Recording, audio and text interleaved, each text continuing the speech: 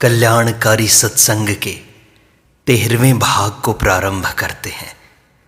पूज्य स्वामी रामसुखदास जी कहते हैं, हम कल्याण, मुक्ति, तत्व ज्ञान, जीवन मुक्ति आदि जो भी चाहते हैं वह स्वतः प्राप्त है, उसे बनाना नहीं है। वह तत्व नित्य निरंतर ज्यों का त्यों है। केवल संसार की आसक्ति के कारण उसका अनुभव नहीं हो रहा है। उसको हमने दूर, क्रिया साध्य और समय साध्य मान लिया है। यह मान्यता बाधक हो रही है। शरीर प्रतिक्षण बदल रहा है, यह आपका प्रत्यक्ष अनुभव है। जो बदलने वाले को जानता है वह न बदलने वाला होता है। उस है में ही रहना चुप साधन है। सत्संग की ये बातें किसी जन्म में नहीं मिली। यदि मिलती तो यह दशा क्यों होती। करोड़ों रुपए देने पर भी ये बातें नहीं मिलती। सब जगह परमात्मा ही है। यह भगवत भाव विश्वास से ही होगा। ऐसा कोई मनुष्य नहीं है जो विश्वास न करता हो, पर परहेज भगवान के विश्वास से है। संसार पर विश्वास करते हैं और धोखा खाते हैं। साधुओं पर विश्वास करते हैं और धोखा खाते हैं। करने और होने का विभाग अलग अलग है। करने में सावधान और होने में प्रसन्न, यह बहुत बढ़िया मंत्र है। हर एक परिस्थिति में भगवान की कृपा को देखो, कृपा को ढूंढो, खोज करो। कृपा न दिखाई दे तो भी मान लो। विश्वास करने से कृपा का अनुभव होगा। पुरुष मात्र को कृष्ण और स्त्री मात्र को राधा मानकर नमस्कार करो। जड़ चेतन सबको दंडवत प्रणाम करो। न करो तो हाथ से नमस्कार करो। स्त्री पुरुष, गधा, कुत्ता, कंकड़, पत्थर, मकान, वृक्ष आदि जो दिखाई दे उसे नमस्कार करना शुरू कर दो। जैसे मकान में रहते हुए भी हम मकान से अलग हैं, ऐसे ही हम शरीर में रहते हुए भी शरीर से अलग हैं।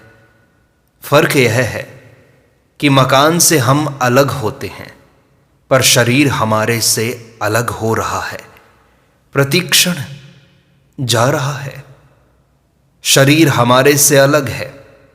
यह जान लेने पर भोगों में, रुपयों में आकर्षण नहीं होगा। भूख प्यास प्राणों की, शोक मोह मन का और जन्म मरण शरीर का होता है। पर आप भूल से इनको अपना मान लेते हो।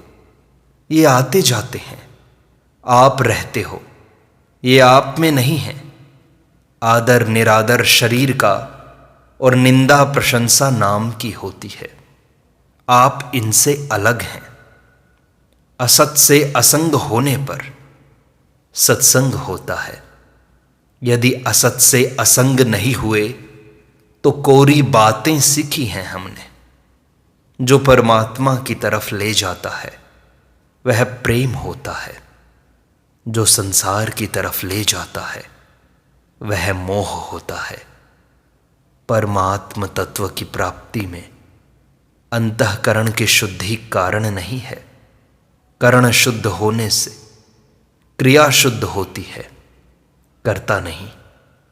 क्रिया से अतीत विषय के लिए करण की जरूरत नहीं है। सभी कारक क्रिया में हेतु होते हैं। परमात्म प्राप्ति में देरी का कारण जिज्ञासा की कमी है। अंतःकरण की शुद्धि अशुद्धि नहीं। संसार प्रतिक्षण जा रहा है। इसको जानने में अंतःकरण की शुद्धि की क्या आवश्यकता है। शरीर बदल गया पर मैं वही हूं। यह विवेक है, क्रिया नहीं। विवेक सबको प्राप्त है। मूर्ख और गधा दोनों सुखी रहते हैं, क्योंकि उनको पता ही नहीं कि क्या होगा, क्या नहीं होगा। हमारे मन के प्रतिकूल जो परिस्थिति आती है उसमें भगवान की कृपा रहती है। भगवान का विधान हमारे लिए मंगलमय होता है। चाहे हम समझें या न समझें, माँ की प्रत्येक चेष्टा बालक के हित के लिए ही होती है। भगवान के शरणागत को अपने मन के अनुकूल की इच्छा करनी ही नहीं चाहिए। भगवान के शरण हो गए तो वे जो चाहे सो करें, उनसे हमारा बुरा नहीं हो सकता, संसार से भी हमारा बुरा नहीं हो सकता। भगवान और संसार दोनों को खुली छूट दे दो। गीता में आया है, नहीं कल्याण कृत कश्चित दुर्गतिम तात गच्छति। हे प्यारे, कल्याणकारी काम करने वाला कोई भी मनुष्य दुर्गति को नहीं जाता। भक्त सुख भोग के लिए भगवान के शरण नहीं होता। यदि सुख चाहता है तो वह शरीर के शरण है, भगवान के नहीं। प्रारब्ध के भोग से प्रारब्ध नष्ट होता है और हमारा ऋण उतरता है। यदि प्रतिकूलता, बुखार, निंदा, अपमान आदि में आनंद आए, तब समझना चाहिए कि हम भगवान के शरण हुए हैं। अनुकूल परिस्थिति में तो खतरा है, पर प्रतिकूल परिस्थिति में कोई खतरा है ही नहीं। माँ लड्डू तो सब बच्चों को देती है, पर थप्पड़ अपने बच्चे को ही लगाती है। अपनेपन में जितना सुख है, मार में उतना दुख नहीं है। वैद्य उसी को जुलाब देता है जो रोगी हो। वह चाहे जुलाब दे चाहे हलवा दे, दोनों में उसकी दृष्टि हित की ही है। ऐसे ही भगवान सदा मंगल ही करते हैं, पर पात्र के अनुसार मंगल करने का तरीका अलग अलग होता है। सुख चाहने वाले के लिए संसार दुखालय है और सेवा करने वाले के लिए भगवत स्वरूप है। संसार प्रतिक्षण जा रहा है। गति निरंतर नहीं रहती, पर स्थिति निरंतर रह सकती है। संसार का परिवर्तन किसी स्थायी तत्व के अधीन है। स्थायी तत्व परिवर्तन के अधीन नहीं है। गति अनित्य है, स्थिति नित्य है। संसार का संयोग अनित्य है, वियोग नित्य है। अंतिम साधन है गति रहित होना, अर्थात कुछ नहीं करना। संपूर्ण परिवर्तन काल के अधीन है। तत्वज्ञान होने पर मौत की भी मौत हो जाती है। जो करने न करने, गति, स्थिति आदि सबको प्रकाशित करता है, वह तत्व स्वतः सिद्ध है। उसमें स्थिति ही मुक्ति है। वह सबका प्रकाशक है, पर उसका प्रकाशक कोई नहीं है। सा काष्ठा सा परागति ही। वह सबका आश्रय, सबका आधार, सबका अधिष्ठान और सबका प्रकाशक है। प्रत्येक विचार में पक्का रहने का स्वभाव बनाना चाहिए। छोटी छोटी बात में पक्का रहने का स्वभाव बनाए तो यही स्वभाव पारमार्थिक उन्नति में भी काम आएगा। भगवान राम के लिए आया है कि वे 2 बार नहीं बोलते, अर्थात 2 तरह की बात नहीं करते। रामो द्विर्नाभिभाषते। पुरानी रीति मिटाना कलयुग का खास लक्षण है। अपने रीति रिवाज बदलोगे तो वे बदलते बदलते मिट जाएंगे, अर्थात उनको बदलना, उनको मिटाना है। जो अपनी बात पर पक्का रहता है उसकी स्वाभाविक बहुत उन्नति होती है। व्यवसायात्मिका बुद्धि एकेह कुरु नंदन सम्यग व्यवसितो ही सह। जब से मनुष्य ने मिली हुई स्वतंत्रता का दुरुपयोग किया, तभी से जन्म मरण प्रारंभ हुआ। मनुष्य बुरा होकर ही बुराई करता है और बुराई करने से बुरा होना दृढ़ होता है। संयोग अनित्य है, वियोग नित्य है। आपका हमारा पहले वियोग था, अंत में भी वियोग ही होगा। परमात्मा का योग नित्य है क्योंकि वे सदा रहते हैं। परमात्मा का वियोग संभव ही नहीं है। परमात्मा तो नित्य प्राप्त है और संसार नित्य निवृत्त है। संसार के वियोग को वर्तमान में ही स्वीकार कर लें। संसार का नित्य वियोग अनुभव में आता है। परमात्मा के नित्य योग की बात संत और शास्त्र कहते हैं। संसार की सेवा करो और परमात्मा से मित्रता करो। परमात्मा से प्रार्थना करो कि हे नाथ, आप हमें अच्छे लगो, प्यारे लगो। जिसका वियोग हो रहा है उसका संयोग चाहते हैं। यही संसार का आकर्षण है। जैसे बालक माँ की गोद में जाता है, ऐसे ही हमें भगवान के शरण होना है। यह शरणागति अत्यंत सुगम है। माँ की गोद में जाने में क्या कठिनता। मुख्य बात है मालिक का स्वीकार करना। भगवान ने तो हमें अपने शरण में स्वीकार कर रखा है। सब मम प्रिय सब मम उपजाए। केवल अपनी तरफ से हमें हां करनी है, कारण कि भगवान से विमुख हम ही हुए हैं। हे नाथ, मैं आपकी शरण हूं, ऐसा कहकर शरण हो जाएं। शरण होने में जाति, वर्ण, आश्रम, गोत्र आदि नहीं देखा जाता। भक्त अच्युत गोत्र हो जाता है। भगवान के साथ जीव मात्र का नित्य संबंध है। जिसको प्राप्त करना है उसमें हमारी स्वतः स्थिति है।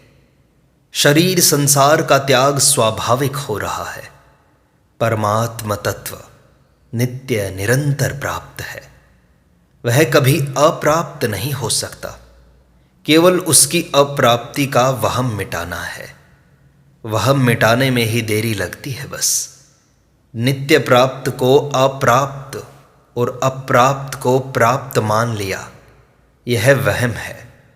जो शिष्य का उद्धार कर दे वही गुरु होता है। धन लेने वाले गुरु तो बहुत हैं, पर हृदय का ताप हरने वाले गुरु दुर्लभ हैं।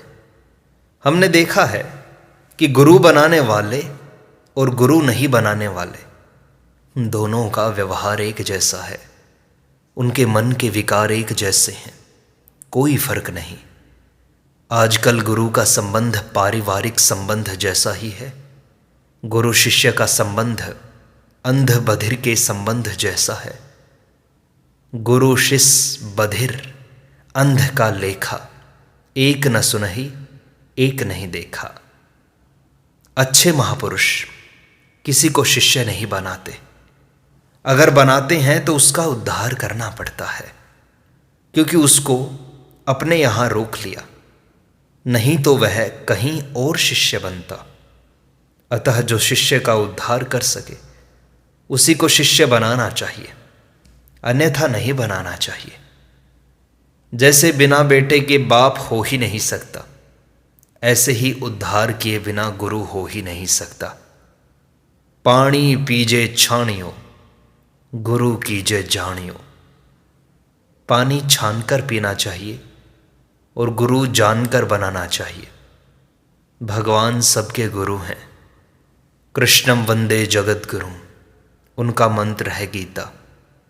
गीता सुनने से अर्जुन का मोह नष्ट हो गया। अर्जुन भगवत कृपा से ही मोह नाश मानते हैं। नष्टो मोह स्मृतिर्लब्धा तवत् प्रसादात् मयाच्युत। आप भगवान को गुरु मान लो तो काम हो जाएगा। गुरु तो किसी एक संप्रदाय का होता है, पर भगवान में आपको अपनी योग्यता के अनुसार सब कुछ मिल जाएगा। गुरु तत्व होता है, मनुष्य नहीं होता। इसलिए कहा गया है कि गुरु में मनुष्य बुद्धि और मनुष्य में गुरु बुद्धि करना अपराध है। कल्याण गुरु नहीं करता, अपितु गुरु भक्ति से कल्याण होता है। आप गुरु को नहीं मानोगे तो क्या वह कल्याण कर देगा? कल्याण शिष्य के अधीन है। गुरु तो मुझे बहुत मिलते हैं, पर चेला कोई नहीं मिलता। शिष्य दुर्लभ है पर गुरु नहीं। जिज्ञासु दुर्लभ है, ज्ञान नहीं। भगवत प्राप्ति चाहने वाला दुर्लभ है, भगवान नहीं। जैसे फल पक जाए तो तोता स्वयं उसके पास आता है, ऐसे ही शिष्य योग्य हो तो गुरु स्वतः उसके पास आता है। स्वयं ज्योति जी महाराज कहते थे कि भगवान भूखे को मिलते हैं। जो कहते हैं कि चेला बन जाओ तो ज्ञान देंगे, उनके पास ज्ञान नहीं है। जिसके भीतर चेला बनाने की चाह है वह तो चेला दास है, वह गुरु कैसे बनेगा? गुरु वही होता है जिसमें किंचित पात्र भी कोई चाह नहीं होती। स्वतः एक शांति विद्यमान है, उसमें चुप हो जाएं तो स्वतः उसका अनुभव हो जाएगा। भजन कीर्तन आदि से जो शांति मिलती है वह सांसारिक पदार्थों की नहीं है, अपितु संसार का संबंध छूटने की है। सुख वस्तु के मिलने से नहीं होता, अपितु भीतर से उस वस्तु की इच्छा निकलने से होता है। शांति स्वतः सिद्ध है, किसी के अधीन नहीं है। वास्तव में सुख संसार के संबंध विच्छेद से होता है, पर वहम हो गया कि संसार के संबंध से होता है। यदि सांसारिक वस्तु के मिलने से सुख होता है तो फिर वस्तु के रहते रहते दुख क्यों आ जाता है? त्यागी के चेहरे पर जैसी प्रसन्नता देखी जाती है वैसी धनी के चेहरे पर नहीं दिखाई देती। हम यहाँ नित्य रहने के लिए नहीं आए हैं, यहाँ से जाने का कोई निश्चित समय नहीं है, अचानक जाना पड़ेगा। इस विषय में निश्चिंत रहना गलती है। यहाँ जिस काम के लिए आए हैं वही काम करना है। यहाँ भोग भोगने के लिए नहीं आए हैं, अपितु भजन करने के लिए आए हैं। जब मनुष्य की दृष्टि भगवान पर हो जाती है, वह भगवान के सम्मुख हो जाता है, भजन में लग जाता है, तब वह साधारण मनुष्य नहीं रहता। सन्मुख होई जीव मोहि जबहि, जन्म कोटि अघनास ही तबहि। हम समय के बल पर जी रहे हैं। समय सीमित है, यह बढ़ता नहीं, केवल खर्च होता है। जीने का समय कितना बाकी है इसका पता नहीं, इसलिए इसको बड़ी सावधानी से खर्च करें। वस्तु सामग्री तो रहेगी, हम पहले मरेंगे। कम पैसे छोड़कर मरें या ज़्यादा पैसे छोड़कर मरें, फर्क क्या हुआ? खर्च ना करो तो रुपए और रद्दी कागज में, सोने और पत्थर में क्या फर्क है? पैसा होना बड़ी बात नहीं है, उसका खर्च बड़ी बात है। पैसा तो यहीं रह जाएगा, पर कंजूसी साथ चलेगी। समय देने से रुपए मिलते हैं, पर रुपए देने से समय नहीं मिलता। समय देने से भगवान मिल सकते हैं। भगवान की कृपा तो सब पर सामान्य रूप से है ही, पर जो उनके सम्मुख होता है उस पर विशेष कृपा होती है।